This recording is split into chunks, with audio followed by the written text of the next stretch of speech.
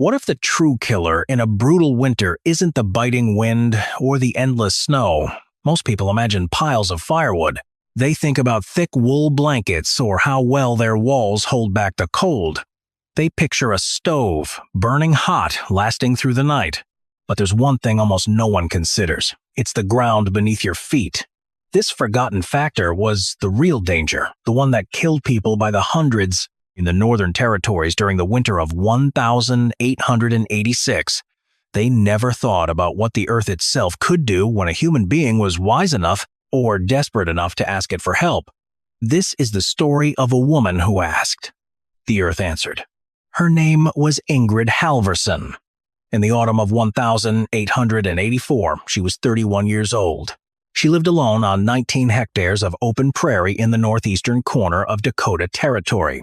Her claim sat about 18 kilometers southwest of a small settlement called Grafton. Ingrid had no husband, no sons old enough to work the land, just 2 daughters, ages 7 and 9. She had a milk cow named Solveig and 3 laying hens that were already slowing down as the days grew shorter. And she had a $62 debt. She owed it to Carlisle, the dry goods merchant in town. He'd given her credit through the summer, but he was already calculating what her land would be worth once she failed to pay him back. Ingrid had come to this land through grief. Her husband, Eric Halvorson, died in the spring of 1883. It was a ruptured appendix. The pain began one day. 2 days later, he was gone. No doctor reached them in time. He was 34 years old. The neighbors, later speaking of him with quiet reverence, remembered a capable man. He had built their one-room sod house. It had a wood plank floor and a single south-facing window. It let in just enough light to read by. He dug their well. He broke 6.5 hectares of sod in their first 2 seasons. Then he vanished. Ingrid was left with everything. The acres, the debt, the 2 daughters, and the unfinished work. It stretched out before a prairie widow like a road that simply did not end. Her neighbors did not expect her to stay through the winter. The Lindquist family, whose claim lay 2.4 kilometers east, spoke to her in September of 1884. They told her plainly to take the girls and go back to Minnesota. Her sister lived there. Carl Lindquist was not a cruel man. He spoke with the quiet conviction of someone who believed what he said. No hesitation, no malice. There's no shame in it, he told her.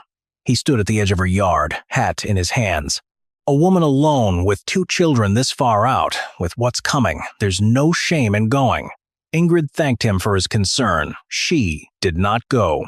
What Carl Lindquist did not know, what none of the neighbors knew, was Ingrid Halvorson was more than a Norwegian immigrant widow with $62 of debt and too much stubbornness. She was Torvald Nesheim's daughter. He had spent 40 years building things in Norway's Gudbrandsdalen Valley. Then he came to America in 1871. He had learned a technique from his master builder, Olav Gresseth. It was so old, so practical. Most people had simply forgotten it. They no longer needed it. Torvald built deep living cellars, not the shallow afterthought kind farmers dug for turnips. These were structures designed to sustain human life. They could keep people alive in conditions that would kill a man in an open room. He learned the principle from Gresseth. Gresseth had learned it from the men who built the old Norwegian Stabber storage houses centuries before. Those men understood the earth in a way even older still. The earth below the frost line maintains a temperature of between 4.4 and 12.8 degrees Celsius. It holds that temperature no matter what the air above it does. In a Norwegian winter, that difference is everything. It is the difference between dying and surviving. Torvald had built 3 such structures in Norway. He taught Ingrid everything. How would Ingrid apply this forgotten knowledge to her immediate, desperate situation? In the first week of October, 1884, Ingrid Halvorson began to dig. She chose her spot carefully, not out in the open or right in front of the house. Instead, she picked the ground directly beneath her existing woodshed. The woodshed was a simple lean-to, 2.4 meters wide and 3.6 meters long. It was built against the north wall of the sod house. It had a dirt floor and a roof made of rough planks covered with tar paper. Most of her winter wood, about 3.5 cords of cottonwood and green ash, was already stacked inside. Her daughters had helped her stack it through September. From the road, the woodshed was invisible. It faced north, meaning no one passing by would see anything unusual. It was, in every way, the most forgettable building on her land. That was exactly why she chose it. She started by pulling the wood stacks away from the north corner of the shed, moving them carefully so the structure's outer appearance wouldn't change. Then she began to dig. The topsoil in that part of Dakota Territory was rich and dark, running for 45 to 60 centimeters deep. Below that lay a dense, pale subsoil of clay and fine gravel. She used a long-handled spade and a short-handled trenching shovel, moving the earth she dug out in a wheelbarrow. 63 loads in the first 3 days. She piled it against the south side of the sod house. To any observer, it looked like nothing more than a woman banking her walls against the coming cold. In a way, it was. Ingrid dug every morning, starting at first light and working until the girls needed her for the midday meal. She went back out in the late afternoon and kept digging until the light failed. Her hands blistered. The blisters broke, but she kept digging. The design she followed was her father's. He had drawn it for her on a folded sheet of brown paper in the summer of 1880, the last time she had seen him alive.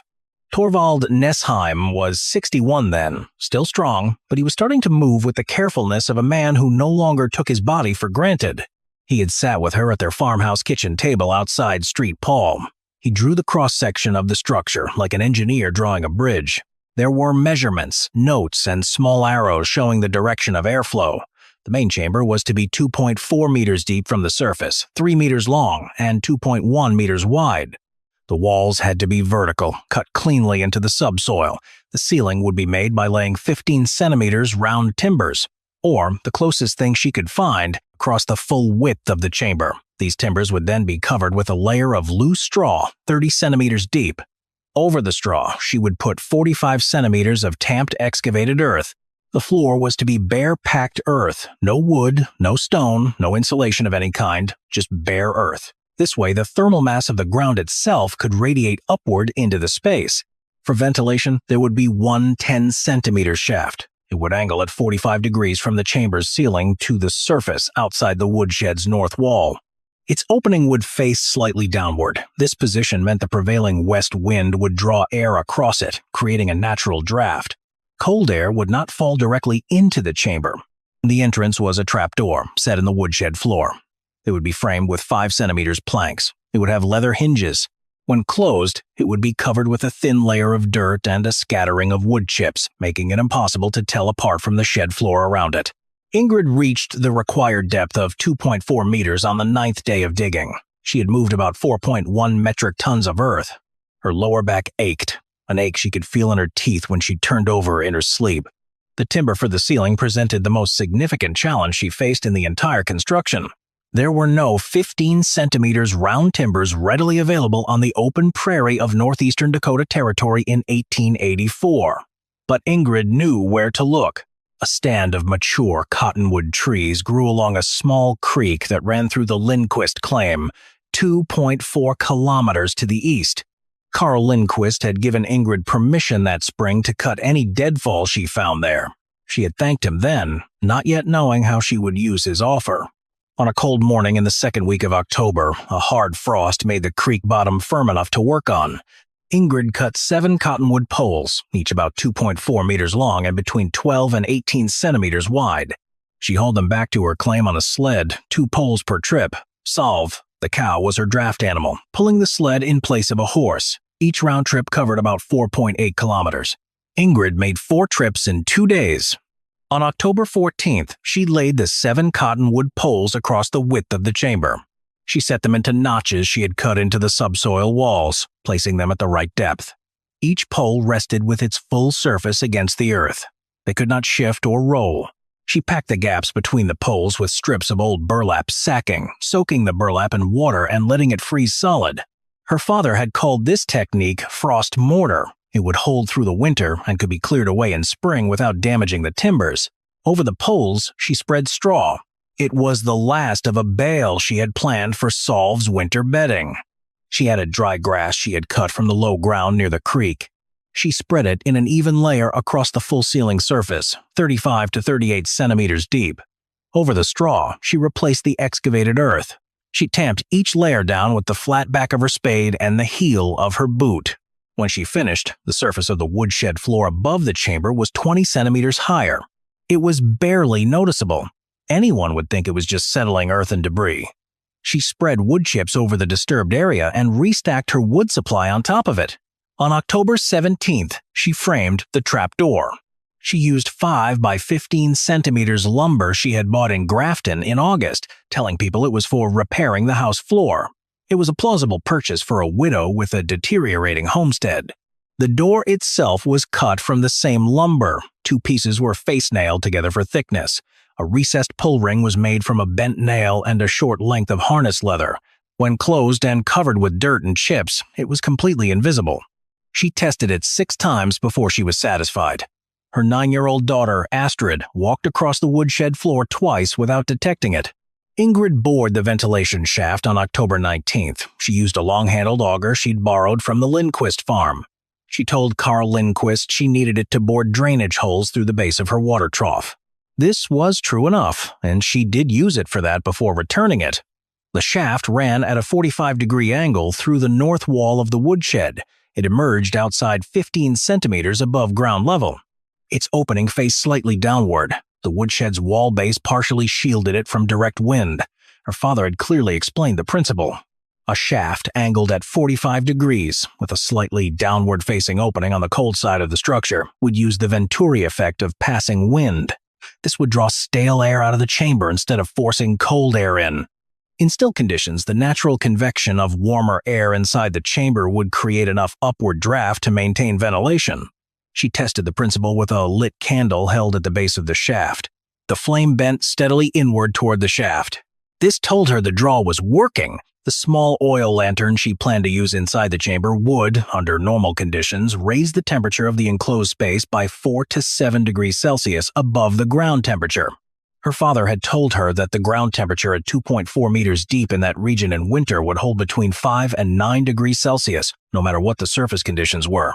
With the lantern and the body heat of 2 adults and 2 children, or even just the children alone in the worst case, the interior temperature of the chamber should stay between 11 and 16 degrees Celsius, even in extreme cold. Ingrid carefully placed provisions inside the chamber.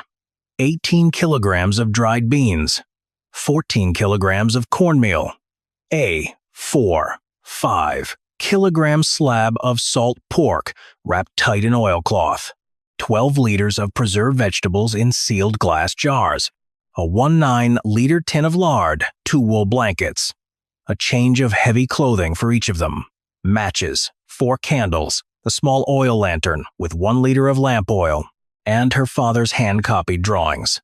His last letter, the one he wrote her in the autumn of 1881, 3 months before he died. She told no one about what she had built. Not Carl Lindquist, not the other neighbors. Not even the merchant, Carlyle, when she went into Grafton in late October to pay down $14 of her debt and buy a second pair of wool stockings for Britta. She said nothing. She knew, with a clarity that came from watching people dismiss her father's ideas his whole life, that the surest way to hurt something that worked was to explain it to someone who hadn't seen it work yet. She would wait. The winter would explain it better than she ever could. The winter of 1884 to 1885 was cold. It was not catastrophic. Ingrid used the chamber twice that first season. Once in late December, when a 3-day blizzard pushed the temperature to minus 33 degrees Celsius. The sod house became genuinely dangerous. Then again, in late January, Ingrid caught a chest cold. She needed continuous warmth. She couldn't get it above ground without burning through her precious wood supply too fast. Both times she moved the girls and their supplies into the chamber. No ceremony, no long explanations. She just told Astrid and Britta that their grandfather had taught her this. It was safe. They would be perfectly warm. Astrid, who was practical, accepted this. Britta, who was not, cried for about 40 minutes. Then she fell asleep on the warm earth floor. She slept undisturbed for 11 hours. The chamber worked exactly as Torvald Neschheim had promised. Ingrid held a thermometer at chest height in the middle of the space. It read 12 degrees Celsius. This was the coldest night of that December storm. Outside, the wind drove snow horizontally across the prairie. Ingrid estimated it at more than 64 kilometers per hour, judging by the sound against the sod walls. The candle on the floor of the chamber did not flicker. By the spring of 1885, Ingrid was the only homesteader in a 10-kilometer radius who hadn't lost at least one animal to the cold. The Lindquist family lost 2 pigs and a calf.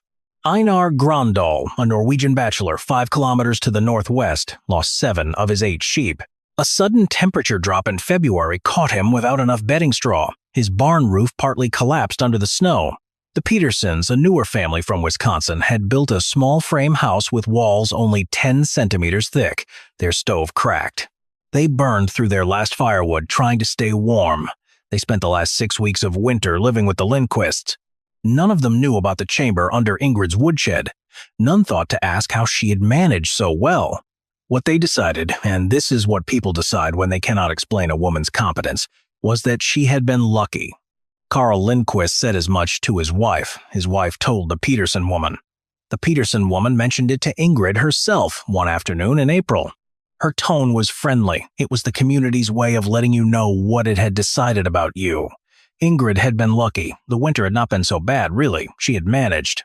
It was good that she had managed. The general feeling was that this had been a special circumstance. The next winter, or the one after, would show that a woman alone on 19 hectares was not a workable plan. They were kind about it. That almost made it worse. The summer of 1885 brought new plans. Ingrid added to the chamber. She dug a secondary alcove off its eastern wall. It measured 1.2 meters wide and 1.8 meters long. A low, arched opening connected it to the main space. An adult had to duck slightly to pass through. This alcove became a stable annex. A low wooden manger was built against its far wall. The floor had a 1.5-centimeter layer of clean sand over the bare earth. Her father's notes mention that the original builders in Norway often kept small animals in these underground shelters during extreme cold. These animals added body heat. They could raise the chamber temperature by as much as 8 degrees Celsius. Solve, the cow, was too big. But her 3 hens were not. Ingrid built a small hinged crate for them. She could lower it through the trapdoor. She also added a second ventilation shaft in the alcove. It mirrored the angle and construction of the first one. A smaller trapdoor was cut in the woodshed floor directly above the new alcove opening. Late that summer, Ingrid added another feature. Her father had described it, but she hadn't built it initially. He called it a thermal flywheel. The term was his own. She had never found it in any book. Along the western wall of the main chamber, she stacked 47 river stones. Each weighed between 3.6 and 9 kilograms. She had collected them on 3 separate wagon trips to the creek bed on the Lindquist claim. She arranged them in an interlocking pattern against the wall. The stack reached about 1.2 meters high and 0.9 meters deep. This left about 0.6 meters of working space between the stone mass and the center of the chamber. Her father understood something most people of that era didn't grasp. Stone, especially dense sedimentary stone, absorbs heat slowly. It releases that heat even more slowly. A large mass of stone kept at ground temperature for months would continue to radiate stored thermal energy. It would do this for hours after the air temperature around it had dropped. In practical terms, this meant something important. If she heated the chamber with the oil lantern for 2 or 3 hours before using it in an emergency, the stone wall would hold that warmth. It would release it for the next 12 to 18 hours. No extra fuel was needed. She tested this one cold October morning in 1885. She heated the chamber for 2 hours with the lantern, then she put it out and sealed the trap door. 12 hours later, she returned. The thermometer at chest height read 11 degrees Celsius. Outside, it was minus 10 degrees Celsius. The temperature was still dropping. She went back to the house to cook supper. How would these enhancements fare against an unprecedented winter, and would Ingrid's foresight be enough? The summer of 1886 was long and dry. It baked the northern plains. Cattle on the open range grew thin. The grass was sparse. But some people saw more than just a bad summer. The old-timers, the ones who watched the land, they saw the squirrels burying more nuts than usual.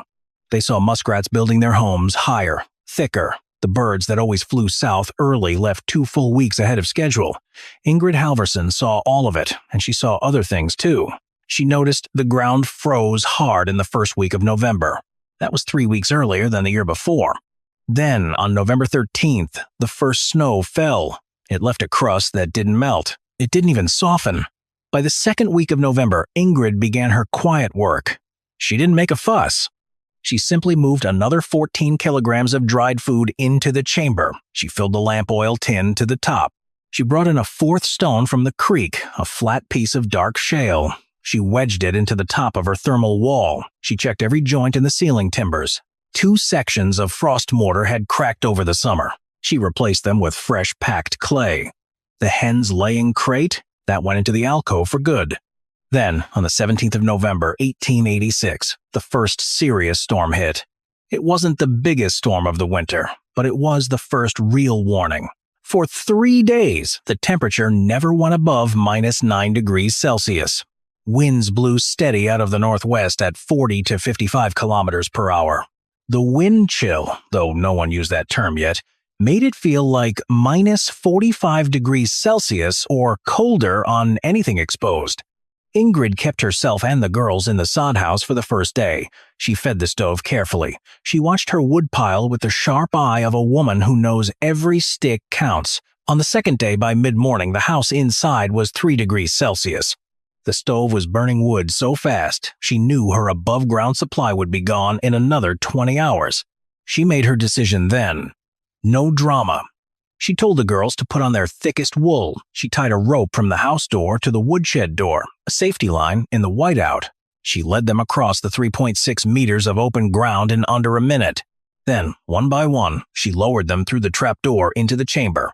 Inside, the temperature was 8 degrees Celsius, cooler than it had been back in October, but still 1 degree warmer than the ground itself. That told her the thermal wall was already doing its quiet work. She lit the lantern. She hung it from a bent nail in a ceiling timber.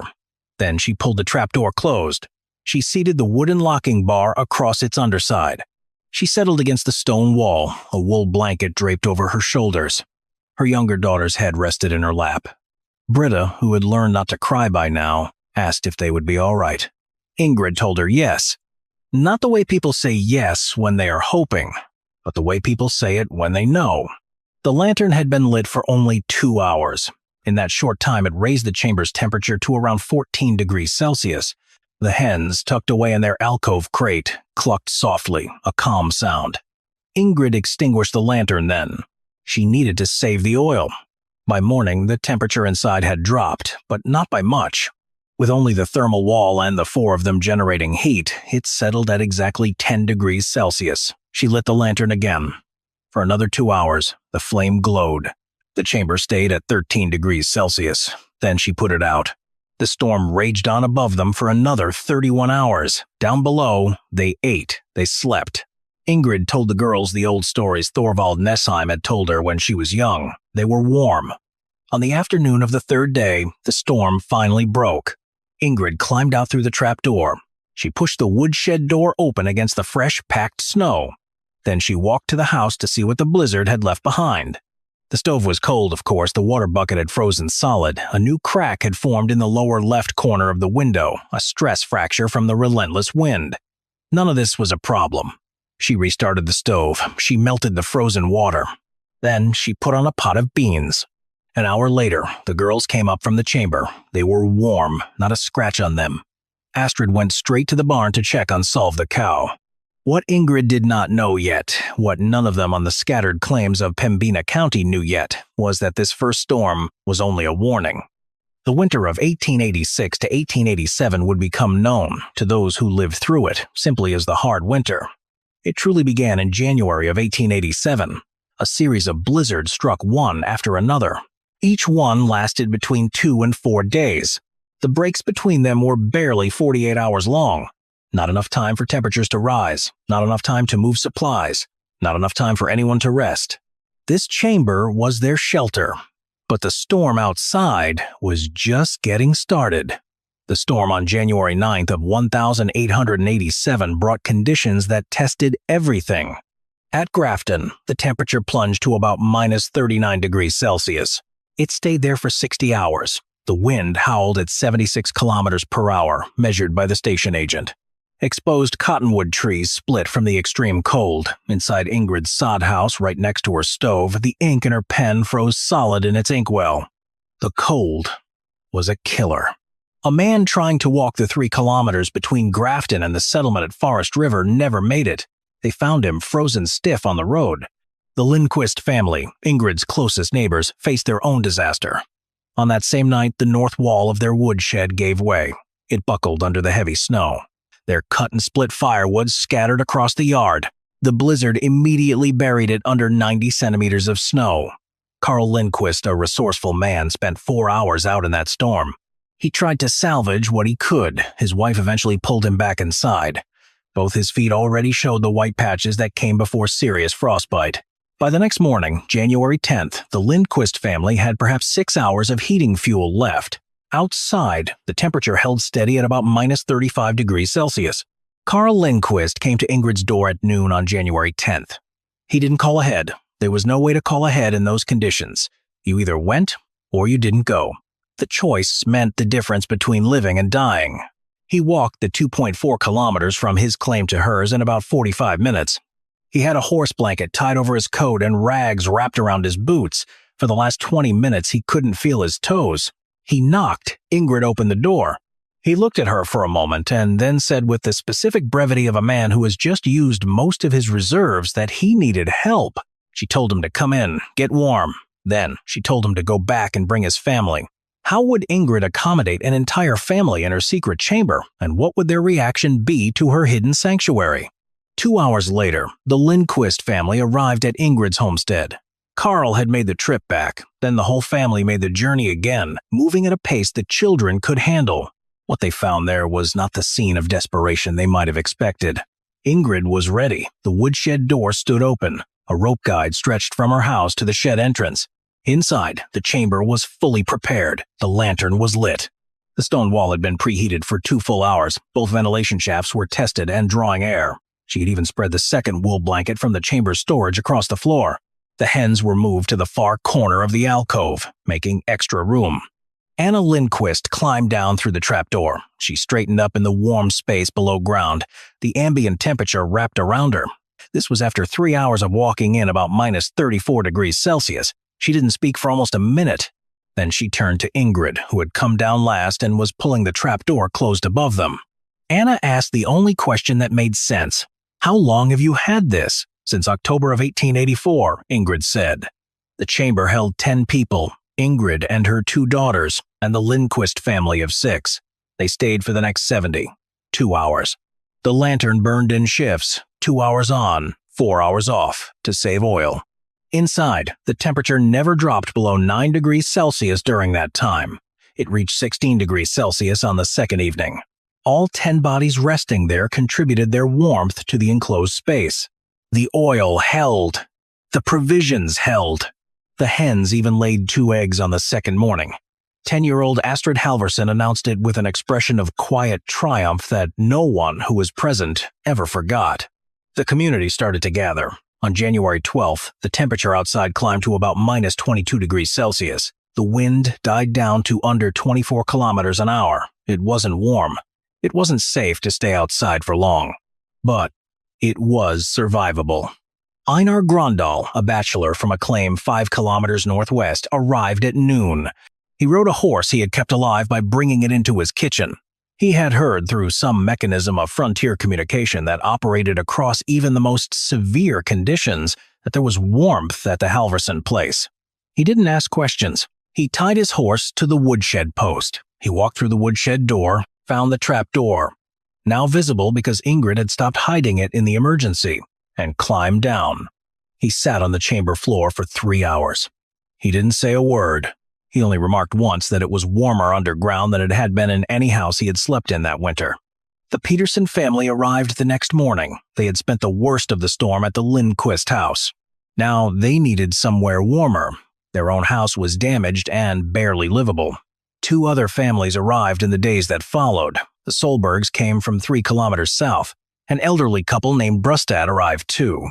They'd been living alone on their claim since their adult son left for work in Fargo the autumn before. At its busiest, the chamber and its alcove sheltered 16 people. At different times, it also held a dog, 4 hens, and 1 small pig. The Solberg woman had refused to leave the pig behind. She said it wouldn't survive the night in the barn. She was right. The temperature inside held steady. The ventilation worked. The thermal wall, which had been doing its slow, patient work since October of 1884, held. In the final weeks of that hard winter, the worst of the storms finally broke. The temperatures began their slow climb back towards zero and above. The story of what Ingrid Halverson had built under her woodshed moved through the small community of Pembina County. It moved the way that genuinely useful knowledge always moves when people have recently been frightened. Quickly, precisely, and with the specific gravity of something that will not be forgotten. The story of Ingrid's shelter spread quickly. Carl Lindquist, speaking at the Grafton feed store in March of 1887, called it the most practical piece of building he had ever seen. He planned to build one himself before autumn, and he did. The station agent in Grafton, a careful man named Hughes, kept a daily journal. On the 22nd of February 1887, he wrote a 4-paragraph account of Ingrid Halverson's underground shelter. Hughes noted it kept at least 16 people safe and warm through the extreme cold of January. He wrote that a Norwegian widow, 31 years old, designed and built it. She did it alone, without help. Hughes observed she worked without any apparent recognition of the difficulty of what she had undertaken. That journal still exists today. It's held at the State Historical Society of North Dakota. You can find it under Frontier Homesteader Accounts. The box also contains a seed catalog from 1889, a child's drawing of a horse, and 3 untranslated letters written in Norwegian. Ingrid Halverson stayed on her claim. By autumn of 1887, she had paid off the last $48 of her debt to Carlisle. She earned this money partly by selling 2 calves she raised from Solve. The rest came from a small payment from Carl Lindquist. He paid her for helping design and supervise the building of his own underground shelter. She kept working her claim for another 22 years. Astrid Halverson was 10 years old during that hard winter. She learned everything her mother knew about building shelters underground. Later, before her own marriage in 1897, Astrid taught the method to 2 other women in the community. Britta Halverson, who cried for 40 minutes that first night in the chamber, then slept for 11 hours on the warm earth floor, became a schoolteacher. In her later life, teaching in Park River, she sometimes told her students the story. She spoke of the winter her mother kept 16 people warm underground. The temperature outside held at 38 degrees below zero for 3 days. She always finished the story the same way, not with numbers, not with engineering. She ended with a single detail that she said had stayed with her for 60 years. It was the image of an oil lantern. It burned steadily in that 2-4-meter deep chamber. It sat beneath a forgotten woodshed on the northern plains. 16 people huddled around it. They had nowhere else to go. The flame never flickered. Not once, not even when the worst of it came. Ingrid's chamber sheltered 16 people through the brutal hard winter. It answered the question of what the earth itself can do when you are wise enough or desperate enough to ask it for help. Because the earth, if you are willing to go deep enough, does not shake. And a person who knows that, who builds accordingly, does not need permission from the cold. If seeing problems solved like this is your thing, subscribe. I find stories like Ingrid's all the time. And tell me in the comments, what old knowledge do you think we've forgotten that could save us today?